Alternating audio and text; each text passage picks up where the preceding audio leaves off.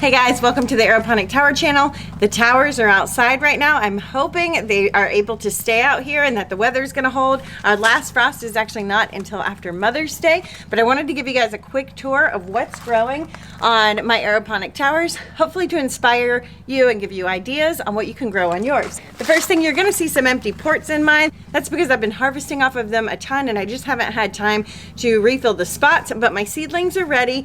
I've got some cucumber here and all sorts of amazing baby greens to go in the baby greens section. My formula for starting seeds is to take 1/4 of the number of grow ports you have on your tower and start that many seeds every 2 weeks. That may seem like a lot, but what it does is it forces me to harvest something so that I have room to put in this next round of vegetables, things like cucumbers that I'm so excited to get started, and other baby greens.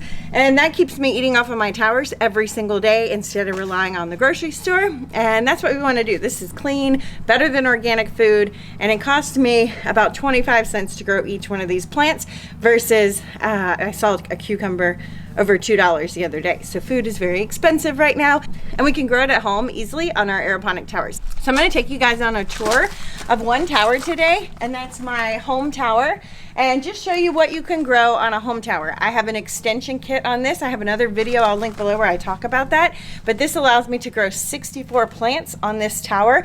And this is the one I grow a lot of my greens on, so that we're turning over our greens super fast and making sure to have something to eat every single day off our towers.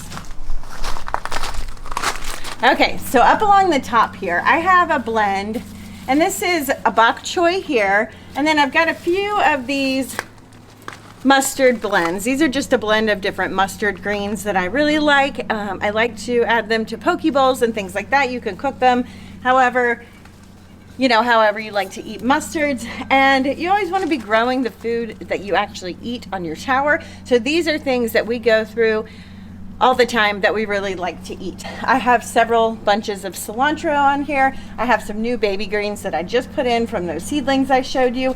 This right here is a tatsoi. You can tell we eat off of this one regularly. I'm keeping it in there just a little bit longer until some of my seedlings get a little bit bigger, and then I'll harvest the whole thing and eat it as a meal.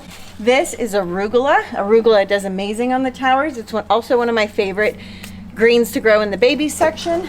When growing arugula, or any green, if you want to be growing it in as a baby green in the baby green section, and what that means is you're going to be harvesting it when the leaves are young like this, that you're going to want to plant several seeds in each rock wool so that you get a nice dense harvest like this one right here. And this is probably 20 different seeds. So what I have found is that if I buy sprouting seeds for some of those foods like arugula, then it saves me a ton of money, and I don't even count them anymore. I'll just take a pinch and put it in the rock wool, and that's how I grow my arugula or my other baby greens that I know I'm going to be consuming a lot of and eating very fast. These are going to grow fast. I'm going to harvest the whole thing, and we're going to start over.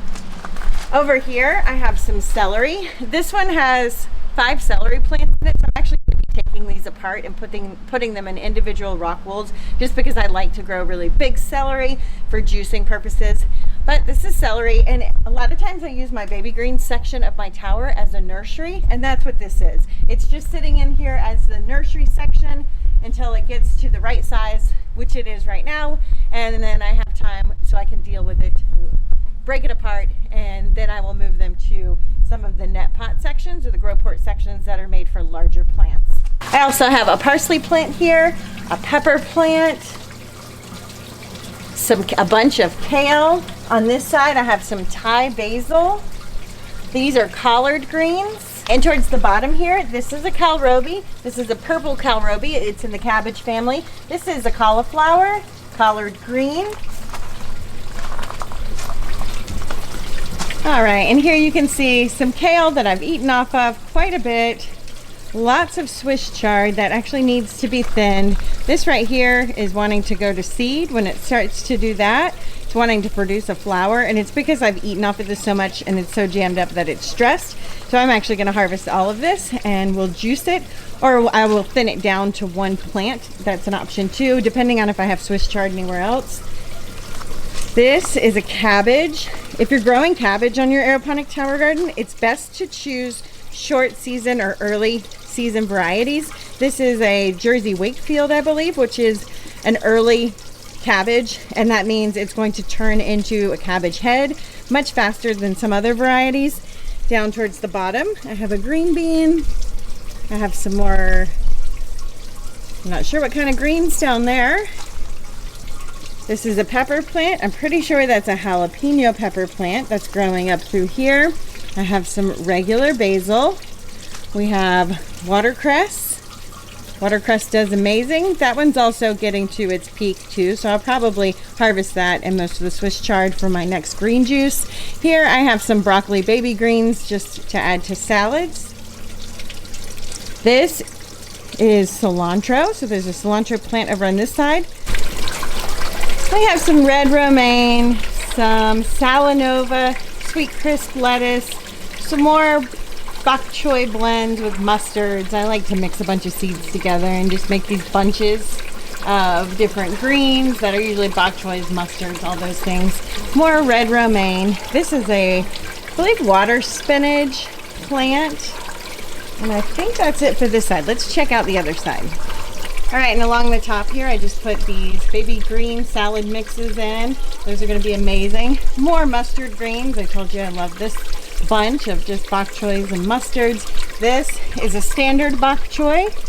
So gorgeous. And you can grow pretty significant sized plants in your baby green section. Just so you know, you can see that's a pretty decent sized bok choy. We have more tot soy here. There's that cilantro plant I mentioned before poking through the back.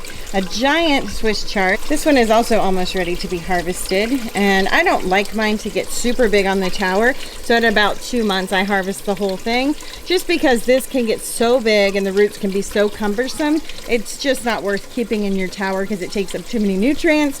So I will harvest all of that and use it. You can freeze these greens to add to smoothies or soups later. This is Thai basil.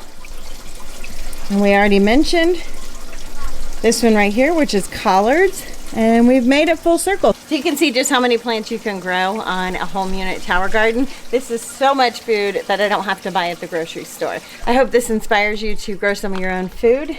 After 2 decades of growing my food in the ground using permaculture techniques, no-dig garden beds, back to Eden, this is what I have found feeds our family the most and is the easiest and most affordable option to grow food year-round.